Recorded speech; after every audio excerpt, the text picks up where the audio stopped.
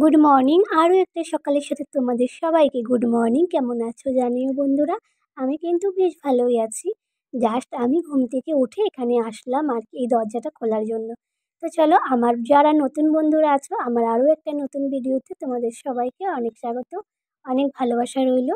আমার ভিডিও তোমরা পুরো দেখো, প্লিজ স্কিপ করো না, অনেক ভালোবাসা দিও আমার ভিডিওতে। চলো আজকে সুন্দর সকালটা শুরু করা যাক।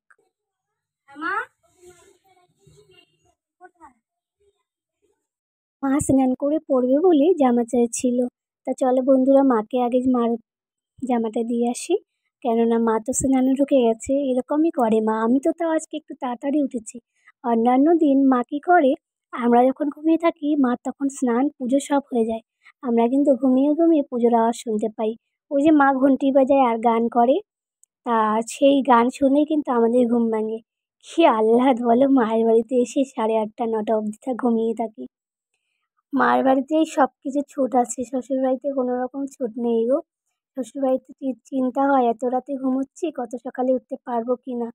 তাও কিন্তু ওখানেও 7টা 7:30টার সময় বেশ উঠি, তবুও কিছু বলে না। আর এদিকে দেখো, আমার মা পদ্ম গাছ লাগিয়েছে কৌটোর মধ্যে জল দিয়ে। আমার মার এটা কাজ। আমার মা সবসময় যেখানে পদ্ম ডাল পায় সেখান থেকে নিয়ে এসে কিন্তু পদ্ম ডাল এনে লাগিয়ে রাখে। মা বলে একদিন না একদিন ঠিক হবে আমাদের বাড়িতে পদ্ম ফুল। মা কিন্তু পদ্ম ফুল আমার প্রচণ্ড ভালোবাসে, যার জন্য যেখানে ডাল পায় সেখান থেকে নিয়ে আসে। আর আমি আমি একটা টগর গাছ এনেছিলাম, এই টগর গাছটা ছোটো তো ছোটোই রয়ে গেল। এর পাশেও দেখো মা কী করেছে, দুই পাশেই টগর ফুল গাছের দুপাশেই পদ্ম ফুল গাছ লাগিয়েছে। আর সবসময় বলে আমি মরে গেলে ফুল হবে।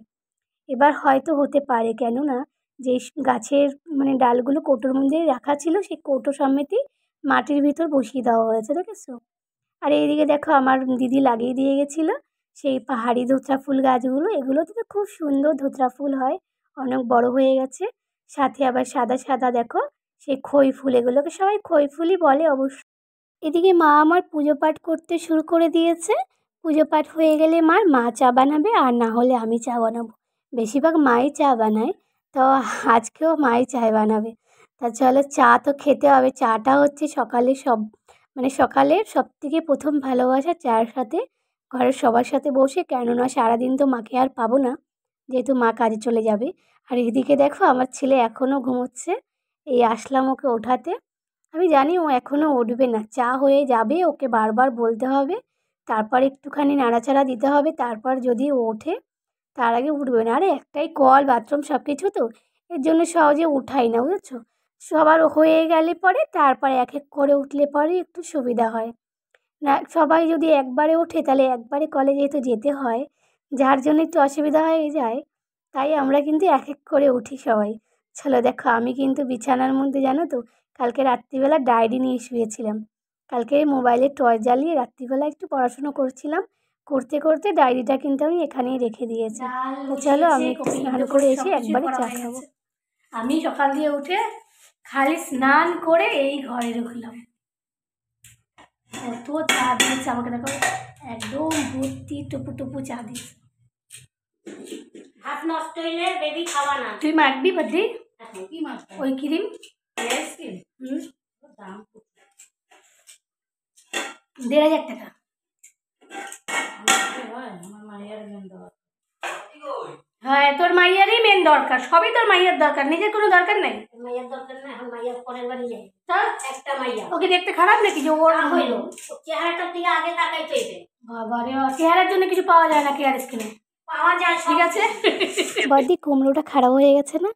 তাহলে একটা কাজ করবি, এই কুমড়োটা আর এই পেঁয়াজকলি একটা এর মধ্যে গেঁথে দিয়ে আর দোকানে দিয়ে এসে বলবি যে এই দুটো খারাপ, তাহলে পরে রিটার্ন নিয়ে নেবে। আমি একটু ইয়ার্কি করছিলাম, ঠিক দিদির সাথে এরকমভাবে। আর দেখো, চালতা অনেক দিন পর চালতা এনেছি। তাও এনেছি কিন্তু এটা আমার মেজদি বাড়ির থেকে।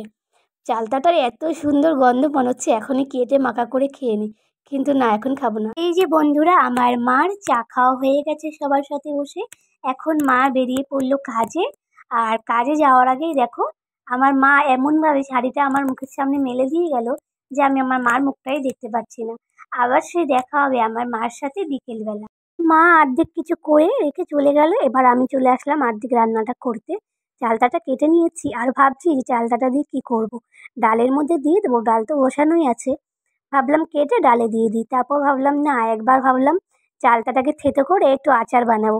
তা মনাকে জিজ্ঞাসা করলাম, মনা বলল মাছি তুমি করে দাও। তা আমার আবার সময় নেই বলে আমি চালতাটা কেটে জল দিয়ে ভালো করে চটকে নিলাম। ভাবলাম অর্ধেকটা রেখে দেবো, ওর যখন সময় হবে ও করে নেবে। তারপরে আমার আবার একটু রান্নাটা করে ছেলেকে নিয়ে বাজারে যেতে হবে। ছেলে বায়না করছে চুল কাটবো, মা চুল কাটিয়ে দাও কাটিয়ে দাও। কতবার করে বললাম জানো তো, তুই একা যা সাইকেলটা নিয়ে গিয়ে বসে চুলটা কেটে চলে আয়। না, তুমি না গেলে হবে না। তা আমার তো রান্নার ডালটা কমপ্লিট করতে হবে, কমপ্লিট করে তারপরে যাব না। আমি কিছুটা চালটা ভালো করে চটকে ডালে দিয়ে দিলাম। প্রচণ্ড লোদ করছিল জানো তো। তা চলো বন্ধুরা একটু বাজার দিয়ে ঘুরে আসি, ছেলেকে নিয়ে যাই, একটু চুলটা কাটিয়ে নিয়ে আসি। দরজাটা এমনি একটু দিয়ে গেলাম বাইরের থেকে, যাতে কুকুর ঢুকতে না পারে। এদিকে ছেলে আমার রেডি হয়ে দাঁড়িয়ে আছে হাফ প্যান্ট পরে। ও কিন্তু সহজে হাফ প্যান্ট পরতে চায় না। এই যে চুল কাটাতে যাবে তার জন্য হাফ প্যান্টটা পরে নিয়েছে। এই দেখো যাওয়ার সময় আবার কলে যেতে হলো ওর। দেখেছো তো, আমি না গেলে কোনো রকম কাজ হয় না। আমি রান্না করবো না বাজার নিয়ে যাবো বলো তো। এই যে চলে আসলাম ছেলেকে নিয়ে সেলুনে, ছেলেকে বসিয়ে দিলাম চুল কাটার জন্য। আমি দাঁড়িয়ে আছি বাইরে, ছেলে বলছে মা বসো। বসা যায় বলো ছেলেদের সেলুনে গিয়ে? যদি অন্য কেউ চলে আসে তখন এটা খারাপ লাগে না, তাই জন্য বাইরে দাঁড়িয়ে আছি। তা চলো বন্ধুরা, আবার বিকেলবেলা শুভ সন্ধ্যা বন্ধুরা, কে কেমন আছো জানিও আমাকে সন্ধ্যাবেলায়। আমি কিন্তু সন্ধ্যাবেলায় সারাদিনের পরে অনেক ভালো আছি। তা মা যেহেতু আজকে এখনো আসেনি, একটু দেরি হচ্ছে মার। মা কিন্তু প্রত্যেকদিন এর থেকে আগে চলে আসে, তার সন্ধ্যাটা কেটে যাচ্ছে। তাই ভাবলাম আমি সন্ধ্যাটা দিয়ে দিই। তারপরে যদি মা চলে আসে তারপরে আর কোনো অসুবিধা হবে না। মা যেহেতু আসার টাইম হয়েই গেছে। ওদিকে আবার আমার ছেলে বায়না করছে জানো, এখন আমি বাজারে যাব, স্যান্ডউইচ খাবো, আমাকে খাওয়াতেই হবে। যদি তুমি না খাও তাহলে পাপাকে ফোন করে বলে দেবো তুমি আমাকে বাজারে নিয়ে। চলে আসলাম ছেলের সাথে টুকটুক করতে সাইকেলে বসে বাজারে, ছেলেকে স্যান্ডউইচ খাওয়াবো বলে। আমার ছেলের যা বায়না দেখো, এই স্যান্ডউইচগুলোর দাম 15 টাকা, 25 টাকা, 30 টাকা, 50 টাকা। মানে নানান রকমের চিকেন দিয়ে বানানো আর কি। এগুলো অ্যাকচুয়ালি খাওয়া ভালো না, যতই বলি তত শোনে তো না আমার ছেলে, যার জন্য নিয়ে আসলাম।